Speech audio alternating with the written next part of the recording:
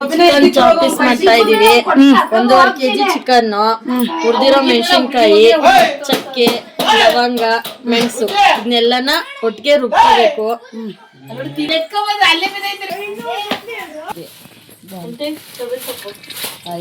ಎಣ್ಣೆ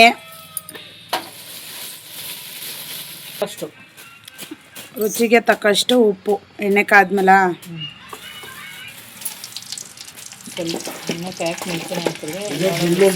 ಜಜ್ಜಿರೋ ಬೆಳ್ಳುಳ್ಳಿ, ಜಾಸ್ತಿ ಬೆಳ್ಳುಳ್ಳಿ ಹಾಕಿ ಟೇಸ್ಟ್ ಚೆನ್ನಾಗಿರುತ್ತೆ. ಎಣ್ಣೆ ಕಾದ್ಮೇಲೆ ಬೆಳ್ಳುಳ್ಳಿಯ ಅದೊಳಿಗೆ ಹಾಕೋಣ. ಬೆಳ್ಳುಳ್ಳಿ ಸ್ವಲ್ಪ ಮಗ್ಗಿದ್ಮೇಲೆ ಇವಾಗ ಚಿಕನ್ ಹಾಕೋಣ. ಬೆಳ್ಳುಳ್ಳಿ ಎಲ್ಲ ಚೆನ್ನಾಗಿ ಮಗ್ಗಿದೆ, ಇವಾಗ ಚಿಕನ್ ಹಾಕೋಣ.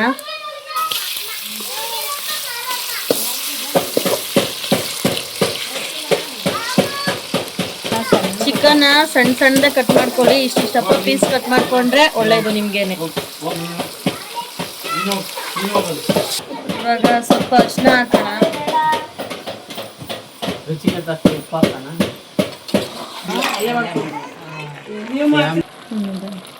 ಅವಾಗ್ಲೇ ಹುರಿದು ರುಬ್ಕೊಂಡಿದ್ವಲ್ಲ ಪೌಡ್ರು, ಅದನ್ನ ಇವಾಗ ಸೇರ್ಸೋಣ.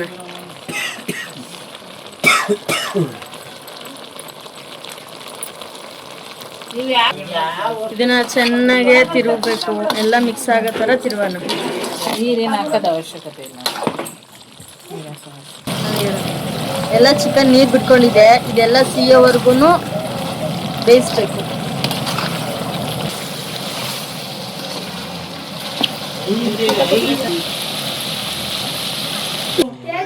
ಲಾಸ್ಟ್ ಫೈನಲ್ಲು ಮನೇಲೆ ಮಾಡಿರೋಂಥ ಪೆಪ್ಪರ್ ಪೌಡ್ರನ್ನ ಉದಿಸ್ಕೋಬೇಕು.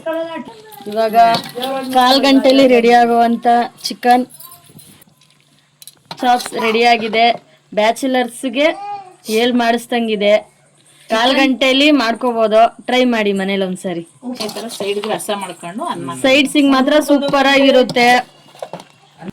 ಬನ್ನಿ ಫ್ರೆಂಡ್ಸ್, ರೆಡಿ ಆಯಿತು ಚಿಕನ್ ಚಾಪೀಸು. ಇದು ಇವಾಗ ಅನ್ನ ರಸಮ್ಮು. ಮತ್ತು ಬ್ಯಾಚುಲರ್ಸ್ಗಳು ಸಿಂಪಲ್ಲಾಗಿ ಜಾಸ್ತಿ ಏನೂ ರುಬ್ಬೋದಿಲ್ಲ. ರೆಡಿಯಾಗಿದೆ, ಬನ್ನಿ ಟೇಸ್ಟ್ ಮಾಡ್ಬಿಟ್ಟು ಹೆಂಗಿದೆ ಅಂತ ನೋಡೋಣ. ಇದಕ್ಕೇನು ಬಿಡಂಗಿಲ್ಲ, ನೀರು ರುಬ್ಬದ. ದೊಡ್ಡಮ್ಮ ಹೆಂಗೈತೆ? ಚೆನ್ನಾಯ್ತಾ? ಸೂಪರ್ ಆಗೈತಾ? ಇವರೇ ಇವಾಗ ಚಿಕನ್ ಚಾಪ್ಸ್ ತಿಂದು ರಿವ್ಯೂ ಹೇಳ್ತಾ ಇರೋರು. ಹಳೆ ಹುಲಿ ಇದ್ರೊಳಗೆ ಬಾಡು ಬೆಂದಾಗ್ಯದಲ್ಲ. ಹ್ಞೂ